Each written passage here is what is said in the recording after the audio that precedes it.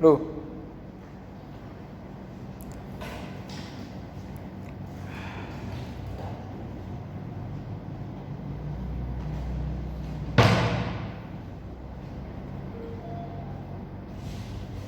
Baik, selamat pagi murid-murid semua. pagi. Bagaimana kabarnya? Alhamdulillah. Biasa. Alhamdulillah. Baik, sebelum mulai pelajaran pada pagi hari ini, alangkah lebih baiknya kita berdoa terlebih dahulu. Silakan untuk ketua kelasnya memimpin berdoa. Baik Pak, sebelum memulai pembelajaran pada pagi hari ini, marilah kita berdoa menurut agama dan keyakinan masing-masing. Doa dimulai.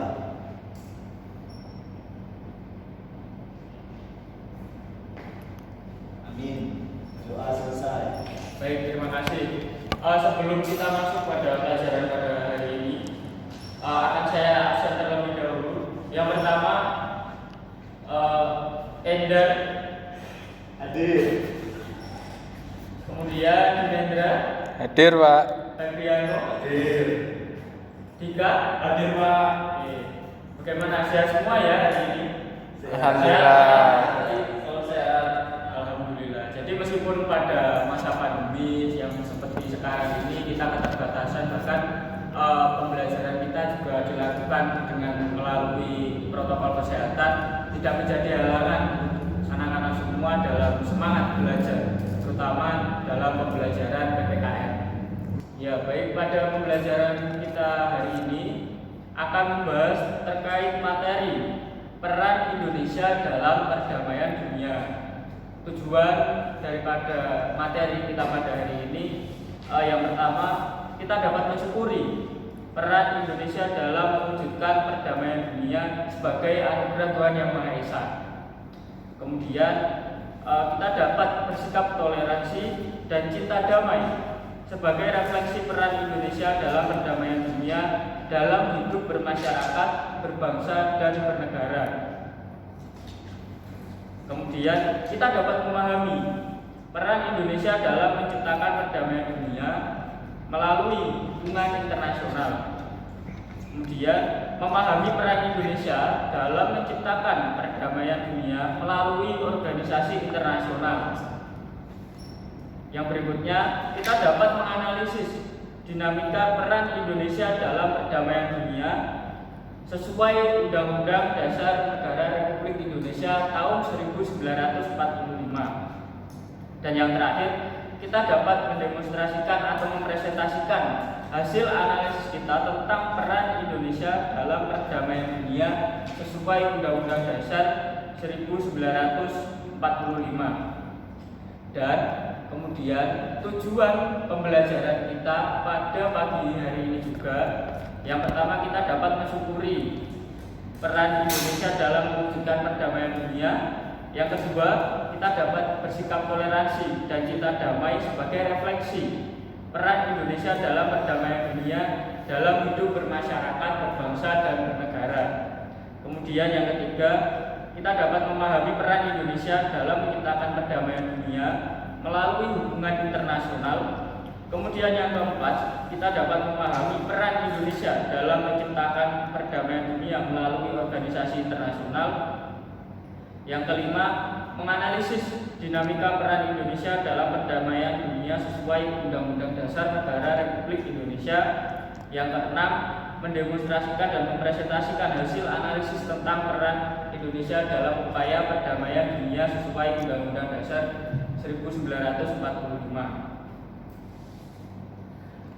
Untuk sumber belajar kita pada hari ini dan mungkin untuk pertemuan berikutnya, yakni kita nanti akan silakan meminjam buku dari perpustakaan sebagai penunjang kurikulum 2013 mata pelajaran pendidikan kewarganegaraan kelas 9. Seperti itu. Baik, kemudian saya akan masuk ke materi. Untuk pada pertemuan kali ini kita akan membahas tentang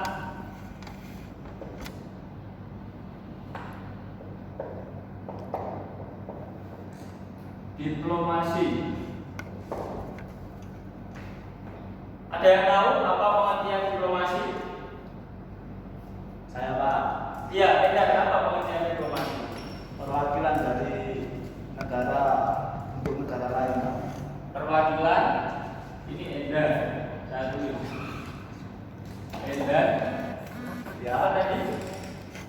delegasi dari suatu negara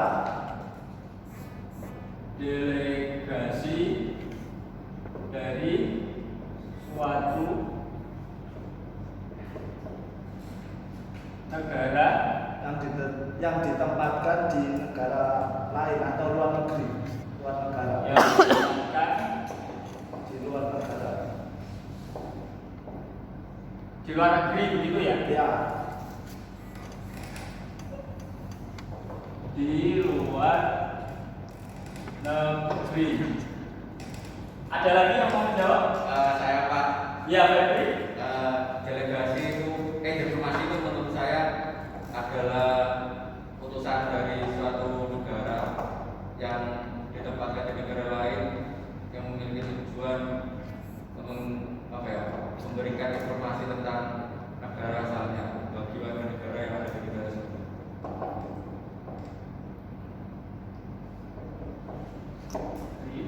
Untuk memberikan informasi ya? Ya, bagi warga negara dan negara asal.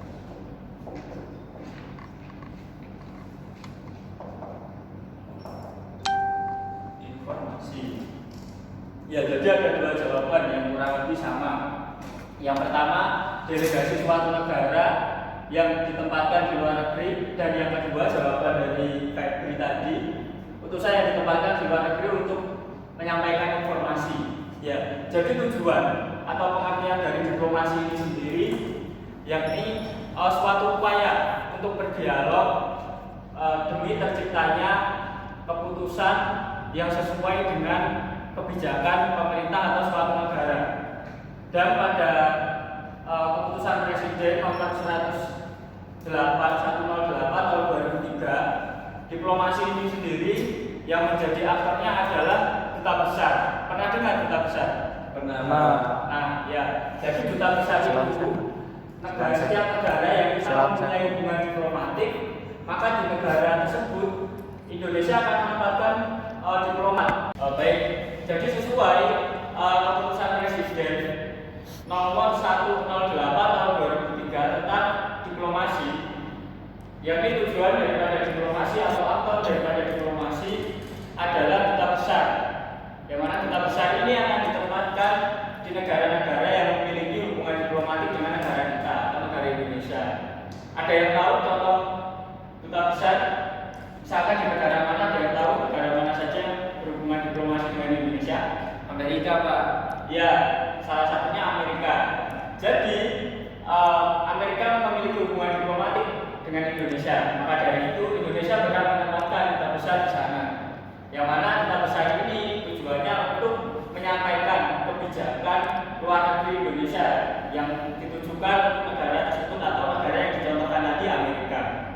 Jadi seperti itu. Baik, sekarang kita masuk ke tujuan diplomasi.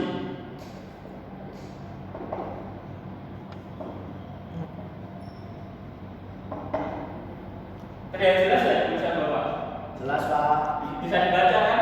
Bisa. Oke, sekarang kita masuk ke tujuan diplomasi. Apa itu tujuan diplomasi? Silakan, terserah. Nanti akan kita bahas satu persatu, tidak ada yang salah. Ya, silakan Anda.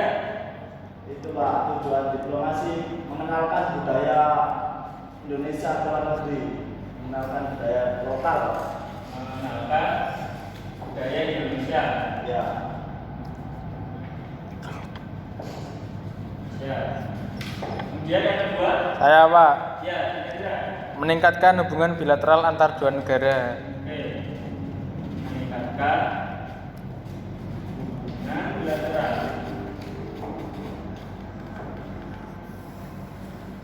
Kemudian apa lagi?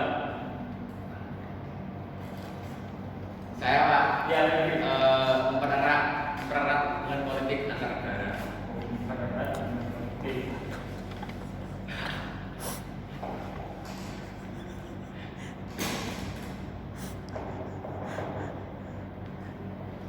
Ada lagi? Sudah saja. Baik. Yang pertama, mengenalkan budaya Indonesia. Contohnya apa? Mengenalkan budaya Indonesia. itu Pak. Wayang. Wayang. Wayang. Ada lagi, Bentar. baju batik itu. Ya, jadi tujuan daripada diplomasi memang diplomasi memiliki banyak tujuan. Selain kita mengenalkan atau menyampaikan kebijakan politik, kebijakan luar negeri negara Indonesia, juga bisa untuk mengenalkan budaya Indonesia. Contoh saja, bila kita lihat para diplomat Indonesia, biasanya ketika mereka melakukan pertemuan dengan negara lain atau melakukan diskusi rapat yang kaitannya itu membahas kebijakan, mereka pasti menggunakan baju batik, betul tidak? Betul. Adalah salah satu pengenalan yang melalui diplomasi. Itu salah satu contohnya. Mungkin ada lagi yang bisa mencontohkan? Lupa Pak. Anggur. Lupa kepada Anggur. Ini Baik. Pak, Iya. ini kalau ada acara musik atau festival musik itu Pak, biasanya ada memperkenalkan budaya lokal itu, biasanya Indonesia itu memainkan angklung Pak. Iya betul. Salah satunya musik. Ketika di kedutaan besar terdapat suatu acara atau apapun, itu biasanya juga dikenalkan budaya, entah itu budaya musik seperti yang dicontohkan yang tadi dalam bentuk pertunjukan seni seperti itu. Dan yang kedua, mempererat hubungan bilateral. Apa itu bilateral? Bagaimana caranya memperkuat hubungan bilateral? Tadi di Nedra ya, gimana di Nedra? Hubungan bilateral.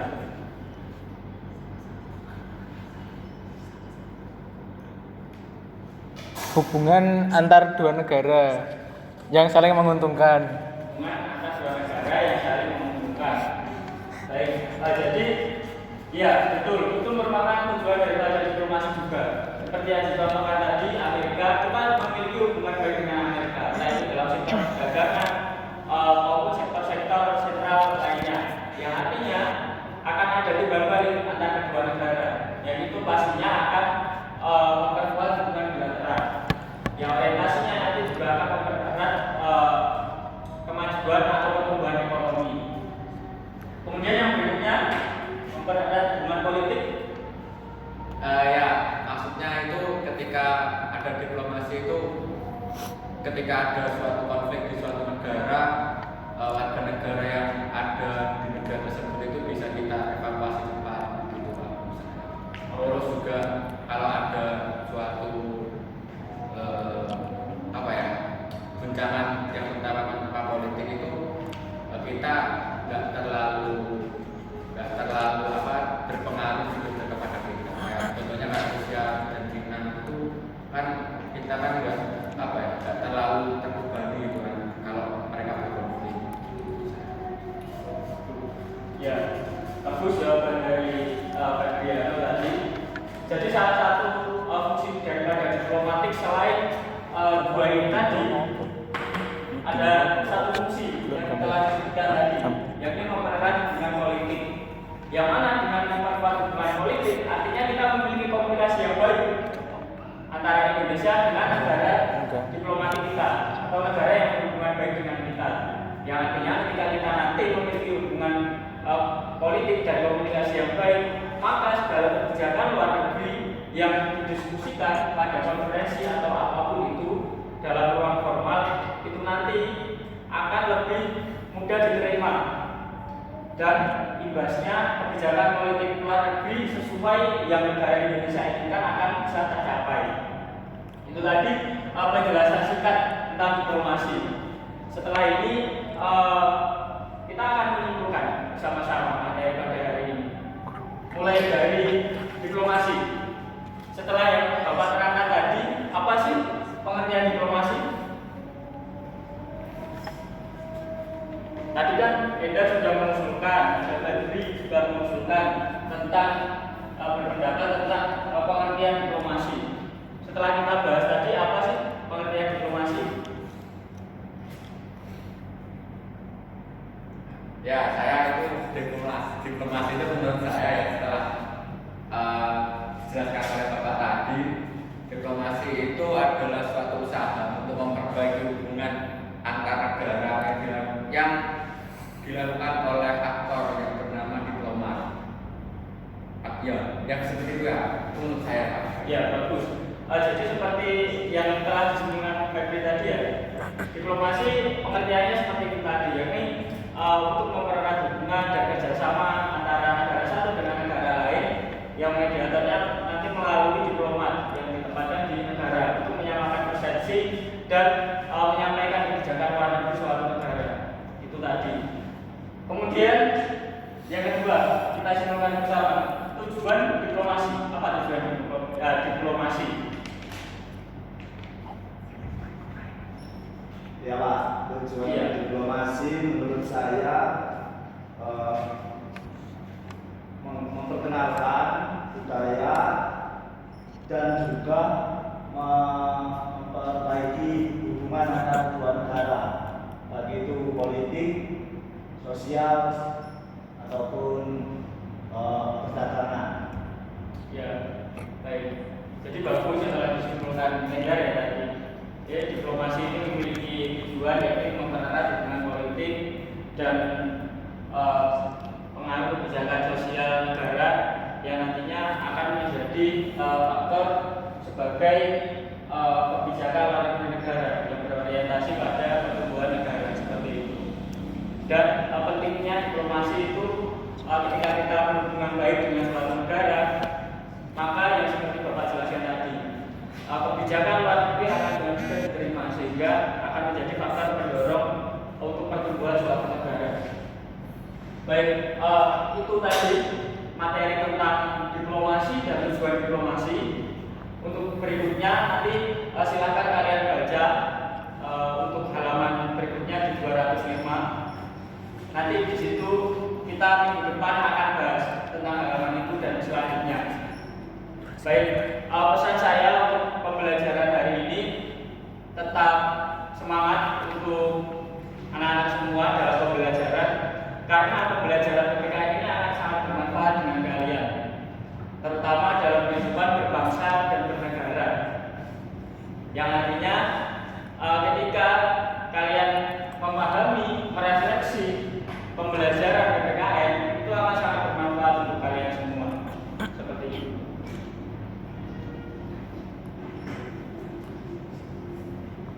Baik, mungkin itu tadi juga sudah kita simpulkan. Apakah ada pertanyaan lagi tentang diplomasi?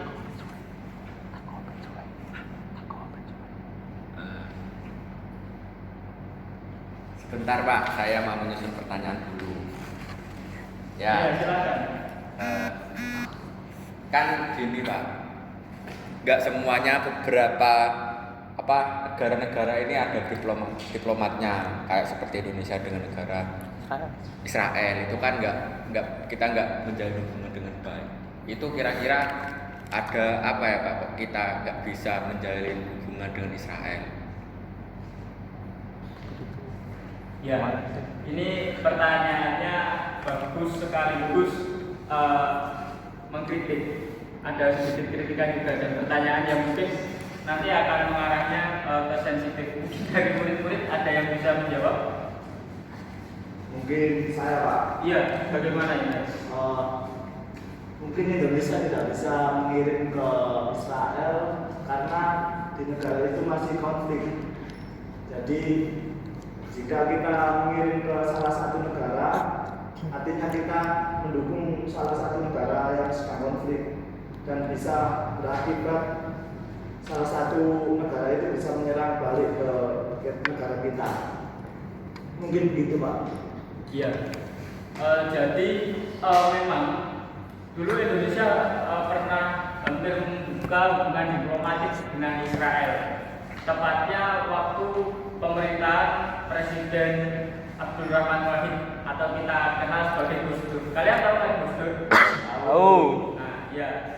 Dulu Gus Dur itu ingin membuka hubungan diplomatik antara Indonesia dengan Israel. Tapi memang mendapati beberapa pertentangan juga dari pemerintahan lain atau mungkin dari DPR dan lain sebagainya ada pertentangan. Karena memang Israel seperti yang dijelaskan Indra tadi, memang Israel negara yang sedang berkonflik dan berperang dengan Palestina, yang artinya akan menjadi riskan ketika atau beresiko ketika nanti kita membuka hubungan diplomatik. Dan memang dengan mayoritas penduduk Indonesia yang notabene adalah Muslim, dan Indonesia sendiri kan memiliki ideologi Pancasila, dan Israel itu kan merupakan negara Zionis atau Yahudi.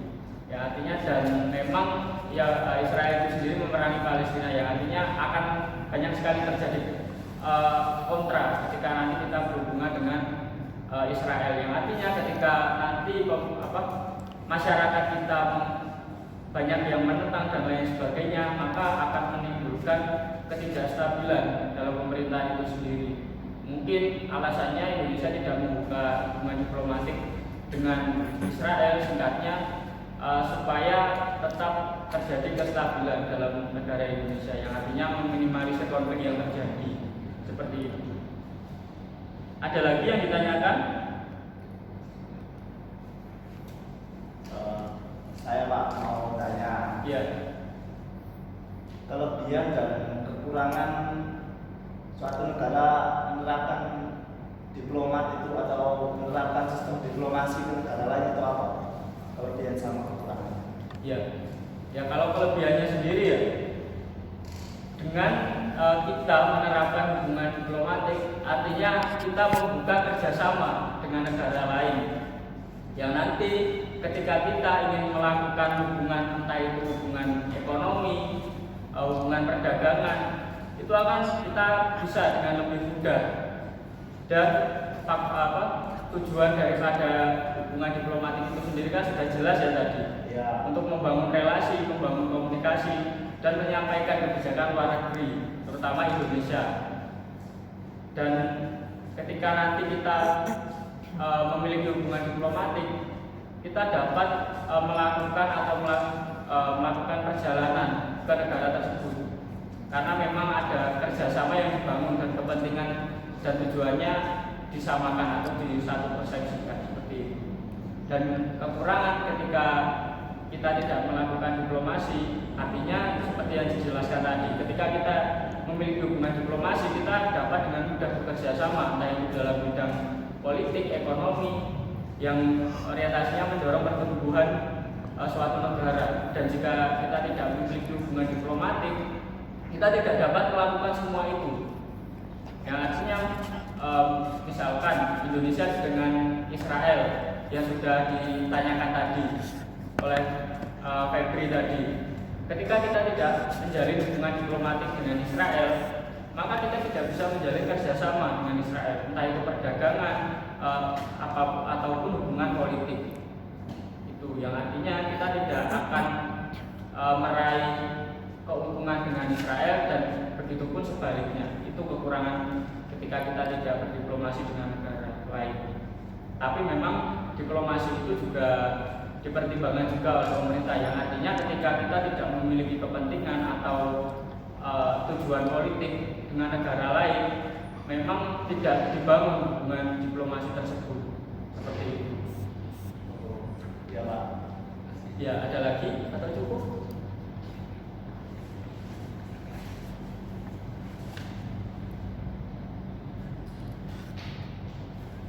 Baik, sepertinya cukup. Beri tepuk tangan dulu untuk kita semua.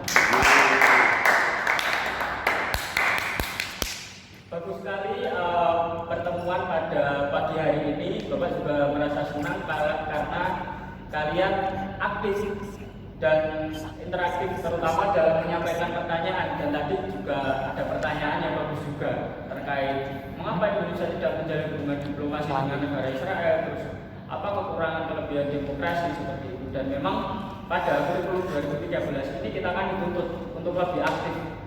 Jadi Bapak hanya menyampaikan materi dasar tentang diplomasi dan hubungan diplomasi, kalian mencari atau bertanya kepada Bapak yang nanti supaya kalian lebih paham. Sekali lagi terima kasih untuk pertemuan hari ini. Kurang lebihnya Bapak mohon maaf. Dan jangan lupa tugas yang Bapak berikan tadi membaca halaman 205 sampai 210 ya. Itu nanti kita pertemuan depan akan kita bahas. Ya Pak. Sekian. Wassalamualaikum.